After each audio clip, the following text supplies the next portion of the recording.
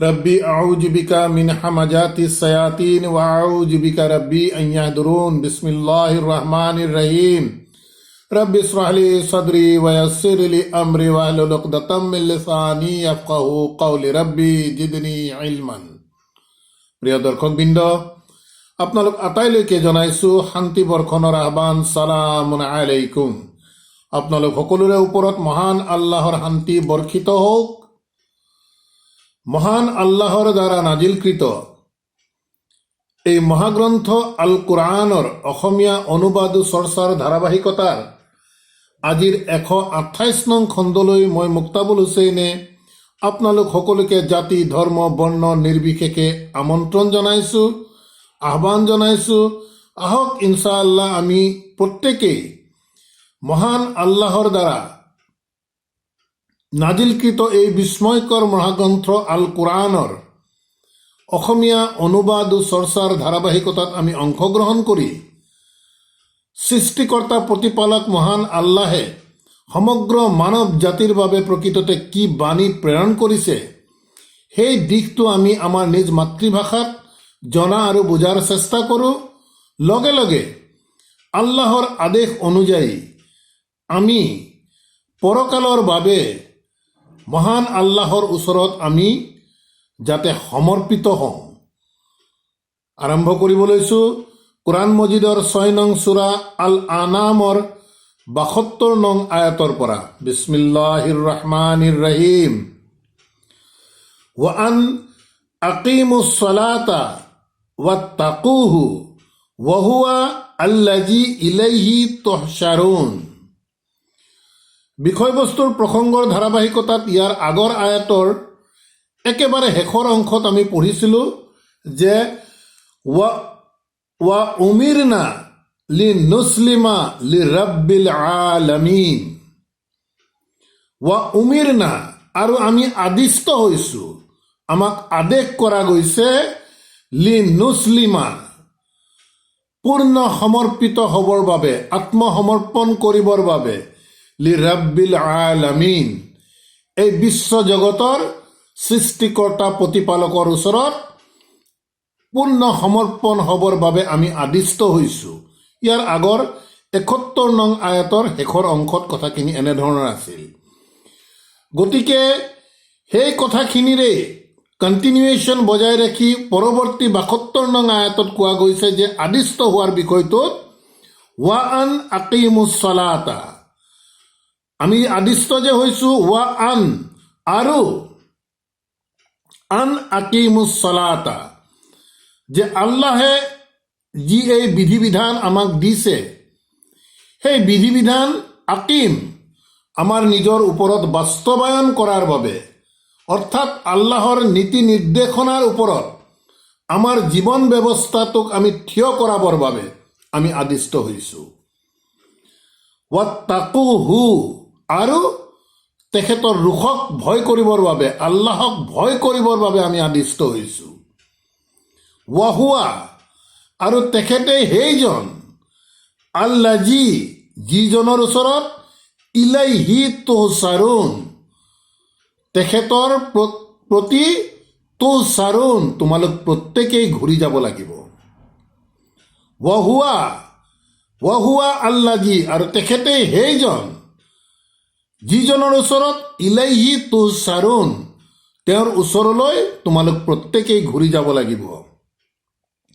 ওয়া হুৱা, আৰু তেখেত সেইজন, আল্লাযী, যিয়ে খালাকাস সামাৱাতি ওয়াল আৰদা, খালাকাস সামাৱাত, এই আকাশমণ্ডলক সৃষ্টি কৰিছে, ওয়াল আৰদা, আৰু এই পৃথিৱীত, বিল হাক।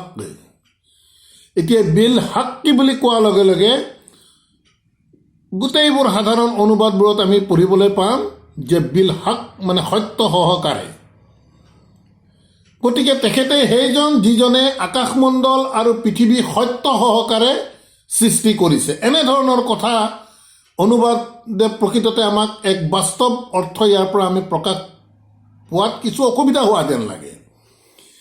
এই হাক, আল হাক শব্দটো পবিত্ৰ কোৰাণত বহুবাৰ ব্যৱহৃত হৈছে।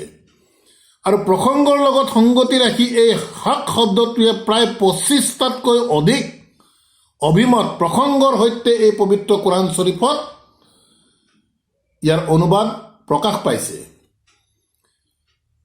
ইতিমধ্যে আমি পঢ়ি আহিছোঁ, যেতিয়া এই ৰাতি আৰু দিনৰ বিৱৰ্তনৰ ক্ষেত্ৰত আমাক চিন্তা কৰিবলৈ কৈছিল, তেনে ক্ষেত্ৰত ইব্ৰাহিম আলাইহিছ ছালামৰ এটি কনফেশ্যন আছিল। তাত কোৱা গৈছিল যে হে আল্লাহ, তুমি তোমাৰ এই সৃষ্টিৰাজি আকাশমণ্ডল আৰু পৃথিৱীৰ দিন আৰু ৰাতিৰ যি বিৱৰ্তন, তুমি অনাহকত সৃষ্টি কৰা নাই। অৰ্থাৎ তুমি যে সৃষ্টি কৰিছা তাত তোমাৰ এটা নিৰ্দিষ্ট উদ্দেশ্য আছে, এটি বিশেষ কাৰণ আছে। ঠিক সেই অভিমতৰ অৰ্থই যদি আমি ইয়াত ব্যৱহাৰ কৰোঁ, তেন্তে এই আয়াতৰ অৰ্থ এনেধৰণে প্ৰকাশ পায়, ৱাহুৱা আল্লাজি, আৰু তেখেতেই সেইজন, আল্লাজি যিয়ে খালাকাছ সামাৱাত, এই আকাশমণ্ডলক সৃষ্টি কৰিছে, ৱাল আৰ্দা, এই পৃথিৱীত, বিল হক, এক নিৰ্দিষ্ট উদ্দেশ্যৰ বাবে, এক নিৰ্দিষ্ট কাৰণত, অকাৰণত সৃষ্টি কৰা নাই। ৱা য়াউমা ইয়াকুলু, আৰু সেই দিনটোত, ইয়াকুলু, যেতিয়া তেখেতে ক'ব কোন, হৈ যোৱা, ফায়াকুন, তেতিয়া সি হৈ যাব। কি হৈ যাব সেই কথাটো কিন্তু এই মুহূৰ্তলৈকে ইয়াত প্ৰকাশ পোৱা নাই। এই আয়াততে ঠিক পৰৱৰ্তী অৱস্থাত ই প্ৰকাশ পাব যে কি হোৱাৰ কথা কৈ আছে। আয়াতত কৈছে ৱা য়াউমা ইয়াকুলু, আৰু সেই দিনটোত ইয়াকুলু, যেতিয়া তেখেতে ক'ব কোন, হৈ যোৱা, ফায়াকুন, তেতিয়া সি হৈ যাব। কাউলুহু আল হাক্কু, কাউলুহু, তেখেতৰ কথা, ইয়াত হু দি আল্লাহক বুজাইছে। কাউলুহু আল হাক্কু, ইয়াত এই আল হাক্কুটো বাস্তৱ সত্য, এই অৰ্থ ইয়াত প্ৰসংগৰ লগত আহি পৰিছে। গতিকে কাউলুহু আল হাক্কু, তেখেতৰ কথা বাস্তৱ সত্য, চিৰন্তন সত্য, তেখেতে যি কৈছে সেইটোৱে সত্য। ৱালাহুল মুলকু য়াউমা, আৰু তেখেতৰে ৰাজত্ব, তেখেতেই পূৰ্ণ মালিক, য়াউমা, সেই দিনটোত, ইউনফাখু ফি ছুৰি, যেতিয়া হিঙাত ফুক দিব, সেই দিনটোৰ সম্পূৰ্ণ ৰাজত্ব, সম্পূৰ্ণ মালিক হ'ব তেওঁ। অৰ্থাৎ এই হিঙাত ফুক দিয়াৰ বিষয়টো হয়তো আপোনালোকে প্ৰত্যেকেই বুজি পাইছে, কিয়ামতৰ দিনটোৰ বিষয়ে কৈছে। সেই কিয়ামতৰ দিনটোৰ বিষয়ে ইয়াৰ আগত কোৱা গৈছিল যে কোন, হৈ যোৱা, ফায়াকুন, অৰ্থাৎ ফুকা বুলি কোৱাৰ লগে লগে ফুকি দিব, ফুকি দিয়াৰ লগে লগে কিয়ামত হ'ব। এই দিশটো অৰ্থ এনেধৰণে ইয়াত প্ৰকাশ পাইছে। য়াউমা ইউনফাখু ফি ছুৰি, সেই দিনটোত ইউনফাখু, যেতিয়া ফু দিব, ফি ছুৰি, সেই হিঙাত যেতিয়া যিদিনাখন ফুক দিব, আলিমুল গাইব ৱা চাহাদাতি, আৰু তেখেতে অদৃশ্য, আল গাইব ৱা চাহাদাতি, আৰু প্ৰকাশ্য, এই দুয়োটা অৱস্থাৰ তেখেত আলিম, পূৰ্ণ জ্ঞাত, সকলো জানে, যি গোপন হৈ আছে আৰু যি প্ৰকাশ পাই আছে, এই দুয়োটা অৱস্থাৰ বিষয়ে তেখেত হৈছে আলিম। আল্লাহৰ বিষয়ে কৈছে। ৱা হুৱা, আৰু তেখেতে আল হাকিমুল খবীৰ, আল হাকিম, হাকিম বুলি কোৱাৰ লগে লগে প্ৰকৃততে সমস্ত জ্ঞানৰ উৎস, জ্ঞানৰ ভাণ্ডাৰ। গতিকে আল্লাহৰ বিষয়ে, আল্লাহৰ পৰিচয় দি ইয়াত কৈছে যে তেখেত ৱা হুৱা আল হাকিম, তেখেতে সম্পূৰ্ণ সকলো জ্ঞানৰ অধিকাৰী। আল খবীৰ, আৰু তেখেতে সকলো বিষয়ৰ তেখেতে খবৰ ৰাখোতা, অৰ্থাৎ প্ৰত্যেকটো বিষয়ে তেখেতে জানে। আল হাকিম আল খবীৰ। তাৰ পৰৱৰ্তী আয়াতত কৈছে ৱাইজ কালা ইব্ৰাহিমু লি আবিহি, বিষয়বস্তুৰ প্ৰসংগ কিন্তু এতিয়া এই আয়াতৰ পৰা কিছু সলনি হৈছে। মহান আল্লাহে এক দীৰ্ঘ পৰিক্ৰমাৰে আমাৰ আগত এক ঘটনা প্ৰবাহ দাঙি ধৰিছে। ইয়াত কোৱা গৈছে ৱাইজ কালা ইব্ৰাহিমু লি আবিহি, যেতিয়া ইব্ৰাহিমে তেওঁৰ পিতাকক কৈছিল বা ক'লে, আজাৰা, তেওঁৰ পিতাক আজাৰক যেতিয়া ক'লে, আত্তাখিজু আসনামান আলিহাতান, আত্তাখিজু শব্দটো মন কৰিব, আগত আলিফ আছে, ই প্ৰশ্ন বোধক হৈ পৰিছে। আত্তাখিজু, তোমালোকে লৈছা নেকি, তোমালোকে গ্ৰহণ কৰিছা নেকি, আসনামান, সেই আইডলছ, মূৰ্তিসকলক, আলিহাতান, তোমালোকৰ মান্য হিচাপে তোমালোকে সেই মূৰ্তিবোৰক তোমালোকে গ্ৰহণ কৰিছা নেকি? এই কথা ইব্ৰাহিমে তেওঁৰ পিতাক আজাৰক কৈছিল। ইন্নী, ইব্ৰাহিম আলাইহিছ সালামে কৈছে, ইন্নী, নিশ্চয় মই, আৰাকা, তোমাক দেখিছো। মন কৰিব, পুত্ৰই তেওঁৰ পিতাকক কৈ থকা কথা বতৰা আহিছে ইয়াত। ইন্নী আৰাকা, নিশ্চয় মই, আৰাকা, তোমাক দেখিছো, অৰ্থাৎ পিতাকক কৈ আছে যে নিশ্চয় মই তোমাক দেখিছো, ৱা কৌমাকা, আৰু তোমাৰ কৌমক, তোমাৰ জাতিক মই দেখা পাইছো, ফি দালালিম মুবিন, এক স্পষ্ট ভ্ৰষ্টতাৰ মাজত তুমি আৰু তোমাৰ জাতি থকাটো মই দেখিছো বুলি ইব্ৰাহিম আলাইহিছ সালামে কৈছে।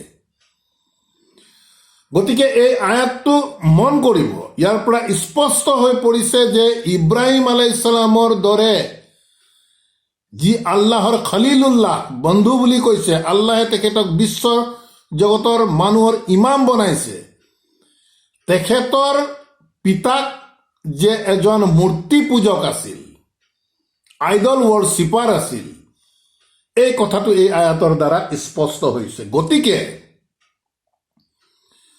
আমাৰ এই পৃথিৱীত আল্লাহৰ ওচৰত আমি যেতিয়া যাম, আমাৰ বিচাৰ, আমাৰ বিষয় 100% সকলোবোৰ ইণ্ডিভিজুৱেল হ'ব। মোৰ মাতা পিতাই কি কৰিছে তাৰ লগত মোৰ কোনো সম্পৰ্ক নাই, বা মোৰ পত্নী বা সন্তান সন্ততিয়ে কি কৰিছে তাৰ লগত মোৰ কোনো সম্পৰ্ক নাই। প্ৰত্যেকটো বিষয়বস্তু ইণ্ডিভিজুৱেল। ইব্ৰাহিম আলাইহিছ সালামক আল্লাহে মনোনীত কৰিছে, পচন্দ কৰিছে, কিন্তু বেকগ্ৰাউণ্ড এজন আইডল ৱৰ্চিপাৰৰ পুত্ৰক মনোনীত কৰিছে। গতিকে এই বিষয়বোৰো আমি ইয়াত মন কৰিবলগীয়া। আমি প্ৰত্যেকেই নিজে নিজক বচাবলৈ প্ৰথমতে চাওঁ আহক, কোনো কাৰো কাৰণে দায়বদ্ধ নহয়। আনকি মাক বাপেকৰ সৈতে পিতা পুত্ৰ, পিতা পুত্ৰৰ সৈতে মাক বাপেক, পৰিয়াল, কোনো কাৰো লগত সিদিনাখন কোনো ধৰণৰ দায়বদ্ধতা নাথাকিব একো। গতিকে every matters of individual judgement হ'ব। এই দিশবোৰ আমি ইয়াৰ পৰা চাবলগীয়া বিষয় আছে। গতিকে ইব্ৰাহিমে যেতিয়া তেওঁৰ পিতাক আজাৰক ক'লে যে তোমালোকে যে এই আইডল, এই মূৰ্তিবোৰক তোমালোকৰ মান্য কৰি লৈছা নেকি? নিশ্চয় মই দেখা পাইছো তোমাক আৰু তোমাৰ জাতিক এক স্পষ্ট তোমালোক ভ্ৰষ্টতাৰ মাজত আছা। কিমান সাহস লাগিব এজন পুতেকে তেওঁৰ পিতাকক এনেধৰণৰ স্পষ্টভাৱে কথা ক'বৰ বাবে। ৱা কাজালিকা, এতিয়া আল্লাহে কৈ আছে, ৱা কাজালিকা, এনেদৰে, নুৰি, আমি দেখুৱাইছো, ইব্ৰাহিমা, এনেদৰেই আমি ইব্ৰাহিমক দেখুৱাইছো, মালাকুতাছ সামাৱাতি ৱাল আৰ্দ, এই আকাশমণ্ডল আৰু পৃথিৱীত মহান আল্লাহে কৈ আছে যে এনেদৰেই আমি ইব্ৰাহিমক দেখুৱাইছো এই আকাশমণ্ডল আৰু পৃথিৱীৰ প্ৰভুত্ব কেনেকে আমাৰ ওপৰত আছে, আমাৰ ৰাজত্বৰ বিষয়ে আমি ইব্ৰাহিমক এনেদৰেই আমি দেখুৱাইছো বুলি কৈছে। ৱালি য়াকুনো মিনাল মুকিনিন, আৰু কিয় দেখুৱাইছে? ৱালি য়াকুনা, যাতে তেওঁ হৈ পৰে, মিনাল মুকিনিন, এক নিশ্চিত বিশ্বাসীসকলৰ অন্তৰ্গত হৈ পৰে। এই আয়াত মহান আল্লাহৰ দ্বাৰা অভিমত প্ৰকাশ কৰি ইব্ৰাহিম আলাইহিস সালামৰ বিষয়ে কৈছে যে এনেদৰেই আমি ইব্ৰাহিমক দেখুৱাইছোঁ আমাৰ এই আকাশমণ্ডল আৰু পৃথিৱীৰ ৰাজত্ব মালিকী কেনেদৰে আমি মালিক অৰ্থাৎ আল্লাহে কৈ আছে যাতে তেখেতে হৈ পৰে মিনাল মুকিনিন। চক মন কৰিব শব্দটো মুমিনিন নহয়, কিন্তু মুকিনিন পাৰ্থক্য আছে দুয়োটাৰে। মুকিনিন নিশ্চিত বিশ্বাসী সকলৰ যাতে তেওঁ অন্তৰ্ভুক্ত হৈ পৰে। তাৰ পাছৰ ঘটনা প্ৰবাহ মন কৰি যাব। ফালাম্মা জান্না আলাইহিল লাইলু। এতিয়া ইব্ৰাহিম আলাইহিস সালামৰ বিষয়ে ইয়াত প্ৰকাশ পাইছে চাব। ফালাম্মা জান্না তাৰ পাছত যেতিয়া আগুৰি ধৰিলে, কাভাৰ কৰি ল'লে, জান্না আলাইহি তেওঁৰ ওপৰত অৰ্থাৎ ইব্ৰাহিম আলাইহিস সালামৰ ওপৰত যেতিয়া আগুৰি ধৰিলে, আল লাইলা ৰাতি অৰ্থাৎ অন্ধকাৰে যেতিয়া তেওঁক আগুৰি ধৰিলে, ৰা কাউকাবান আৰু তেতিয়া তেখেতে এটা তৰা দেখা পালে। ইব্ৰাহিম আলাইহিস সালামৰ প্ৰসংগত বিষয়বস্তুখিনি কৈ আছে আমাক। যেতিয়া তেখেতৰ ওপৰত অন্ধকাৰে ঢাকি দিলে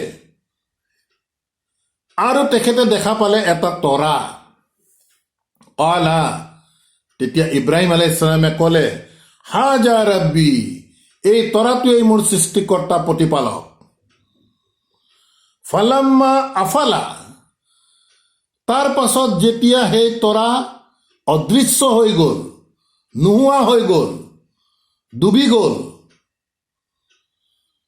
কালা অদৃশ্য হৈ যোৱাৰ পাছত দেখা পায়, কালা তেতিয়া তেওঁ ক'লে, ইব্ৰাহিম আলাইহিস সালামে কৈছে, লা ইউহিব্বুল আফিলিন, এনেধৰণেৰে অদৃশ্য হৈ যোৱা বিষয়ক বা অদৃশ্য হৈ যোৱা বস্তু মই কেতিয়াও ভাল নাপাওঁ, অৰ্থাৎ মই কেতিয়াও তেখেতক মোৰ সৃষ্টিকৰ্তা প্ৰতিপালক হিচাপে মই নামানো। ফালাম্মা ৰা তাৰ পাছত যেতিয়া দেখিলে, আল কামাৰা চন্দ্ৰ, বাজিগান যেতিয়া চন্দ্ৰ উদয় হৈছে, প্ৰজ্বলিত খুব উজ্জ্বল চন্দ্ৰ যেতিয়া ওলাই আহিছে, কালা হাজা ৰাব্বি, তেতিয়া চন্দ্ৰটোক দেখুৱাই কৈছে, কালা হাজা ৰাব্বি, এই মোৰ সৃষ্টিকৰ্তা প্ৰতিপালক ৰাব্বি। ইব্ৰাহিম আলাইহিস সালামে কৈ আছে, মন কৰিব, চন্দ্ৰটোক দেখা পায় যে এই মোৰ ৰব। ফালাম্মা আফালা তাৰ পাছত যেতিয়া সেই চন্দ্ৰটো অদৃশ্য হৈ গ'ল, ডুবি গ'ল, কালা তেতিয়া ইব্ৰাহিম আলাইহিস সালামে ক'লে, লাইন লাম ইয়াহদিনি ৰাব্বি, লাইন লাম ইয়াহদিনি, যদি মোৰ প্ৰতিপালকে, ৰাব্বি যদি মোৰ সৃষ্টিকৰ্তা প্ৰতিপালকে মোক পৰিচালনা নকৰে, ইয়াহদিনি যদি মোৰ সৃষ্টিকৰ্তা প্ৰতিপালকে মোক পৰিচালিত নকৰে বা মোক হিদায়ত নিদিয়ে, লাকুনান্না মিনাল কওমিদ দালিন, লাকুনান্না তেতিয়া মই হৈ পৰিম, মিনাল কওমিদ দালিন, এই ভ্ৰষ্ট কৌম, ভ্ৰষ্ট জাতিৰ অন্তৰ্ভুক্ত মই হৈ পৰিম, যদিহে মোৰ প্ৰতিপালকে মোক পৰিচালিত নকৰে। ফালাম্মা ৰা আছ-শামছা তাৰ পাছত যেতিয়া দেখিলে আছ-শামছা সূৰ্যটো, বাজিগাতান এক উজ্জ্বল সূৰ্যটো যেতিয়া উদয় হোৱা দেখা পালে, কালা তেতিয়া ইব্ৰাহিম আলাইহিস সালামে ক'লে, হাজা ৰাব্বি, এয়াই মোৰ সৃষ্টিকৰ্তা প্ৰতিপালক। হাজা আকবাৰু, ই সকলোতকৈ দেখিছে ডাঙৰ। ইতিমধ্যে তৰা আৰু চন্দ্ৰৰ বিষয়ে কৈ আহিছে, তাৰ পাছত যেতিয়া সূৰ্যটো দেখিলে, সূৰ্যটো দেখি কৈছে যে এয়াই মোৰ সৃষ্টিকৰ্তা প্ৰতিপালক, যিহেতু হাজা আকবাৰু ই আটাইতকৈ ডাঙৰ। ফালাম্মা আফালাত, তাৰ পাছত যেতিয়া সূৰ্যও নামি গ'ল, সূৰ্য যেতিয়া ডুবি গ'ল, অলা, তেতিয়া ইব্ৰাহিম আলাইহিছ ছালামে ক'লে, ইয়া কৌমি, তেওঁৰ সন্মুখত থকা তেওঁৰ জাতিক কৈছে যে হে মোৰ জাতি ভাইসকল, ইন্নী, নিশ্চয় মই, বাৰিয়ন, মই মুক্ত, মই ফ্ৰী, মিম্মা তুশ্ৰিকুন, যিসকলক লৈ তোমালোকে চিৰ্ক কৰিছা, অৰ্থাৎ আল্লাহৰ সৈতে অংশীদাৰিত্ব কৰিছা, সেই বিষয়বোৰৰ পৰা মই কিন্তু সম্পূৰ্ণভাৱে মুক্ত। এই ঘোষণা দিলে ইব্ৰাহিম আলাইহিছ ছালামে তেখেতৰ জাতিৰ সন্মুখত। গতিকে এই আয়াতকেইটা আমি খুব সূক্ষ্মভাৱে যেতিয়া অধ্যয়ন কৰিম, পৰিৱেশ পৰিস্থিতি গোটেইবোৰ আমি বেকগ্ৰাউণ্ডত ৰাখিব লাগিব। ইব্ৰাহিম আলাইহিছ ছালাম এজন মূৰ্তি পূজকৰ পুত্ৰ। গতিকে এই অৱস্থাটোত যেতিয়া তৰা, চন্দ্ৰ, সূৰ্য দেখি তেখেতে এনেধৰণৰ কথাবোৰ কৈ আছিল, সেই সময়লৈকে প্ৰকৃততে ইব্ৰাহিম আলাইহিছ ছালাম 100% তেখেত মূল পথলৈ অহা নাছিল। মহান আল্লাহে ক্ৰমান্বয়ে তেখেতক আনি আছে। পৰিৱেশ পৰ্যবেক্ষণ যদি আমি ভাল ধৰণে কৰোঁ, এই বিষয়বোৰ আমাৰ আগত স্পষ্ট হ'ব।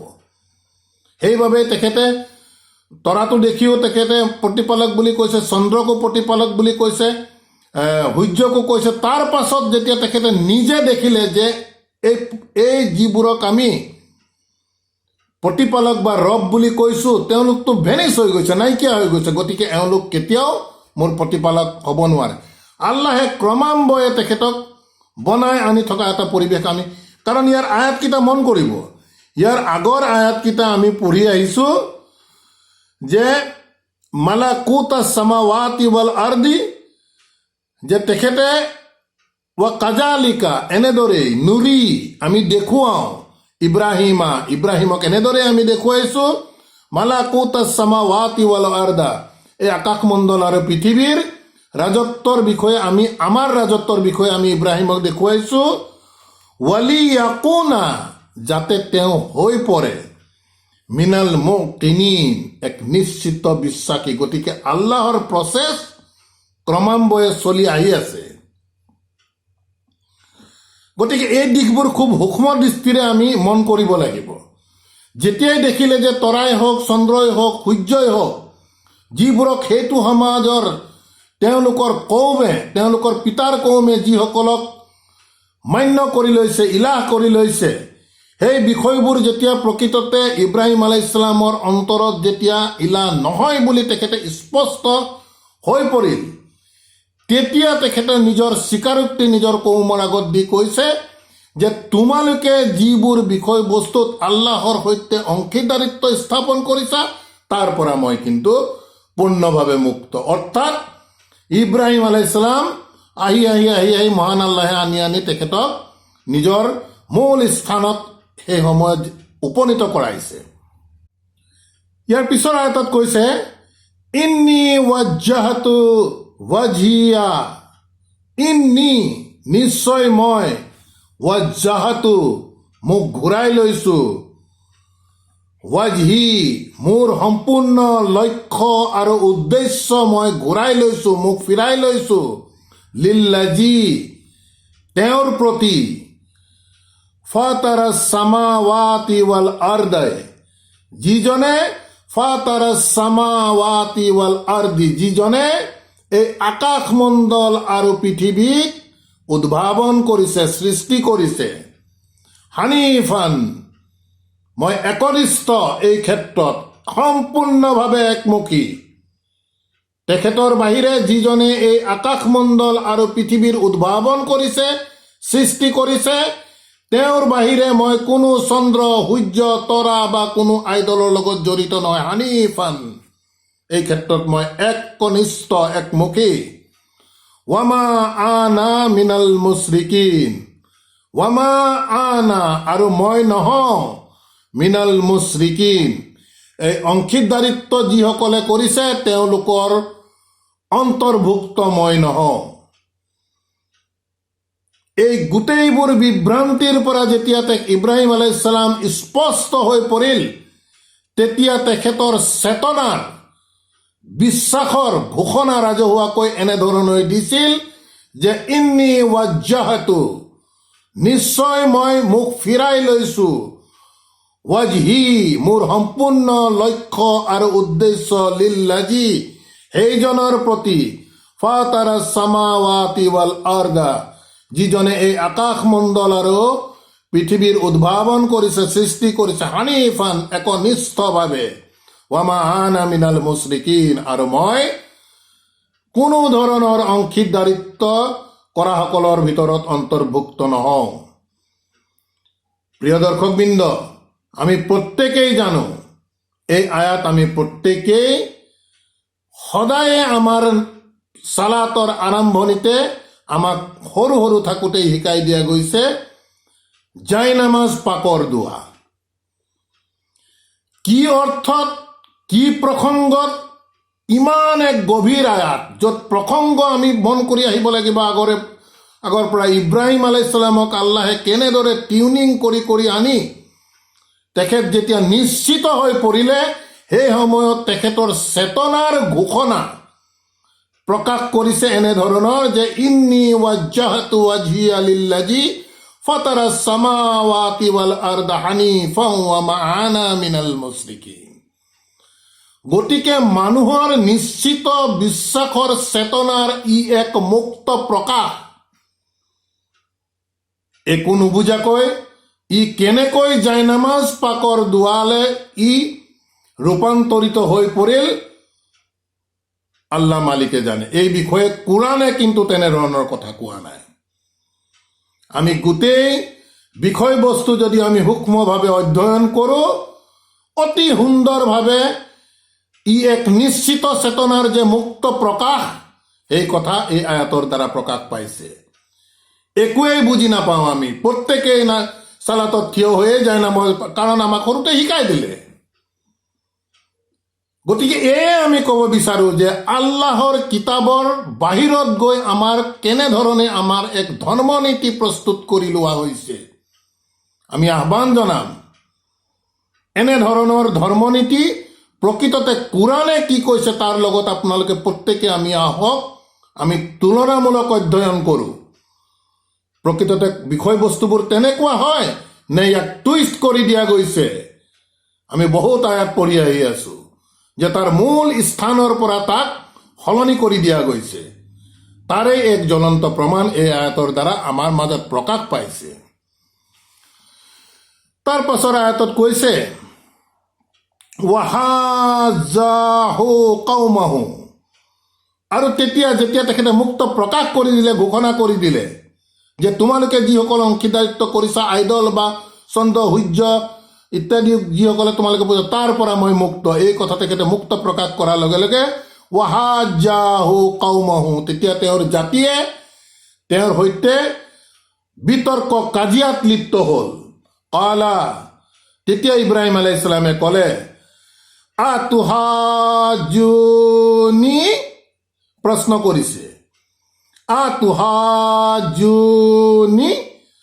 তোমালোকে মোৰ সৈতে বিতৰ্ক কৰিছানে, ফিল্লাহি, আল্লাহক লৈ তোমালোকে মোৰ লগত বিতৰ্ক কৰিছানে? তেওঁ কৌমক কৈছে ৱাকাদ হাদানি, য'ত নিশ্চিতভাৱে তেখেতে মোক পৰিচালিত কৰিছে। এই যে কথা বতৰাবোৰ মই প্ৰকাশ কৰিছোঁ, তেখেতৰ পৰিচালনাৰ ফলশ্ৰুতিতহে মই এই কথাবোৰ প্ৰকাশ কৰিছোঁ। ৱাকাদ হাদানি, তেখেতে মোক পৰিচালিত কৰি আছে, তেখেতে মোক হিদায়ত দি আছে।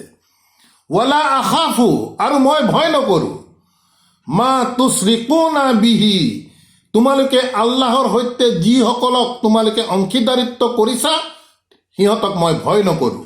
ইল্লা আইয়াশা ৰাব্বি চাইয়ান, তথাপিও আইয়াশা ৰাব্বি, যদি মোৰ প্ৰতিপালকে বিচাৰে, চাইয়ান, অৰ্থাৎ মই ভয় নকৰোঁ বুলি মই মুক্তভাৱে প্ৰকাশ কৰিছোঁ। এই ক্ষেত্ৰত যদিও মোৰ কিবা কাৰণত বিপদ আহিব লগা হয় তোমালোকৰ দ্বাৰা, সেইটো আল্লাহৰ ইচ্ছা অনুযায়ী আহিছে বুলি মই ধৰি ল'ম। এই কথাটোৱে ইয়াত প্ৰকাশ পাইছে। ৱাচিয়া ৰাব্বি, মোৰ প্ৰতিপালকে সম্পূৰ্ণভাৱে আগুৰি আছে, ঘেৰি ধৰি আছে। কুল্লা চাইয়িন ইলমান, প্ৰত্যেকটো বিষয়ৰ জ্ঞানৰ দ্বাৰা তেখেতে গোটেই সম্পূৰ্ণভাৱে আগুৰি ধৰি ৰাখি আছে মোৰ প্ৰতিপালকে। আফালা তাতাজাক্কাৰুন, তাৰ পাছতো তোমালোকে এই কথাবোৰ চিন্তা নকৰিবানে, ৰোমন্থন নকৰিবানে? এনেধৰণৰ শব্দগত অৰ্থ আহে যদিও এই জাক্কাৰা, তাজাক্কিৰ এই শব্দৰ কেইবাটাও অৰ্থ আছে। ইয়াৰ পৰা আলোচনা অৰ্থও প্ৰকাশ পায়। গতিকে ইয়াত যদি আমি কওঁ আফালা তাতাজাক্কাৰুন, তথাপিও তোমালোকে এই বিষয়বস্তুবোৰক লৈ তোমালোকে আলোচনা নকৰিবানে, চিন্তা চৰ্চা নকৰিবানে? এনেধৰণৰ অৰ্থৰে গ'লে অধিক সুন্দৰভাৱে এই আয়াতৰ অৰ্থ প্ৰকাশ পায় বুলি আমি বিবেচনা কৰোঁ। ওয়া কাইফা আখাফু মা আশৰাকতুম, ওয়া কাইফা আখাফু, মই কেনেকৈ ভয় কৰিম, মা আশৰাকতুম, যিবোৰক তোমালোকে অংশীদাৰিত্ব কৰিছা। ওয়ালা তাখাফুনা আন্নাকুম, ওয়ালা তাখাফুনা, য'ত তোমালোকে ভয় কৰা নাই, আন্নাকুম, যে আশৰাকতুম বিল্লাহি, তোমালোকে আল্লাহৰ সৈতে অংশীদাৰিত্ব কৰিছা। সেই ক্ষেত্ৰত তোমালোকে যিহেতু ভয় কৰা নাই, তেন্তে মই তোমালোকে অংশীদাৰিত্ব কৰা সকলক কেনেকৈ ভয় কৰিম? আশৰাকতুম বিল্লাহি মা লাম ইউনাজ্জিলা বিহি আলাইকুম সুলতানান, তোমালোকে আল্লাহৰ সৈতে যিসকলক অংশীদাৰিত্ব কৰিছা, মা লাম ইউনাজ্জিলা বিহি আলাইকুম, তোমালোকৰ ওপৰত এই বিষয়ক লৈ কোনো ধৰণৰ বস্তু আল্লাহৰ পৰা নাজিল হোৱা নাই। সুলতানান, কোনো ধৰণৰ দলিল, কোনো ধৰণৰ অথৰিটি আল্লাহৰ তৰফৰ পৰা নাজিল হোৱা নাই। ফাআইয়ু আল ফাৰিকাইনি, ফাআইয়ু আল ফাৰিকাইনি, যিহেতু ইতিমধ্যে দুটা দল হৈ গ'ল, আল ফাৰিকাইনি, দুটা দল। এই দুটা দলৰ ভিতৰত কৈছে ফাল আইয়ু, কোন এই দুটা দলৰ ভিতৰত আহাক্কু বিল আমনি, যে প্ৰকৃততে আল্লাহৰ নিৰাপত্তাৰ বাবে এই দুইটা দলৰ ভিতৰত আল হাক্কু, প্ৰকৃততে কোন বাস্তৱতে অধিকাৰী আল্লাহৰ নিৰাপত্তাৰ ক্ষেত্ৰত। ইন কুনতুম তা'লামুন, যদি এই ক্ষেত্ৰত তোমালোকে জানা তেতিয়াহ'লে তোমালোকে কোৱা। আল্লাযীনা আমানু, যিসকলে ইমান আনিছে, বিশ্বাস কৰিছে, ওয়ালাম ইয়ালবিসু ঈমানুহুম বিজুলমিন, আৰু যিসকলে ইমান আনিছে, বিশ্বাস কৰিছে, ওয়ামান ইয়ালবিসু ঈমানুহুম বিজুলমিন, অন্ধকাৰে অৰ্থাৎ শিৰকে যিসকলৰ বিশ্বাসক আৱৰণ দি ৰখা নাই বা ঢাকি দিয়া নাই, উলাইকা লাহুম, তেওঁলোকে সেইসকল যিসকলৰ বাবে লাহুম আল আমানু, আছে আল্লাহৰ নিৰাপত্তা, ওয়াহুম মুহতাদুন, আৰু তেখেতসকলেই হৈছে প্ৰকৃততে সঠিক পথৰ পথিক, মুহতাদুন। গতিকে আলহামদুলিল্লাহ, প্ৰিয় দৰ্শকবৃন্দ, আমাৰ এই কোৰআন অনুবাদ ও চৰ্চাৰ ধাৰাবাহিকতা আমি ইমানতে সমাপ্ত কৰিব বিচাৰিছোঁ। ৰব্বানা আমান্না বিমা আনজালতা ওয়াত্তাবা'নাৰ ৰাসূল ফাকতুবনা মা'আস শাহিদিন ওয়া মা আলাইনা ইল্লাল বালাগ ওয়া মা তৌফিক ইল্লা বিল্লাহ। সালামুন আলাইকুম।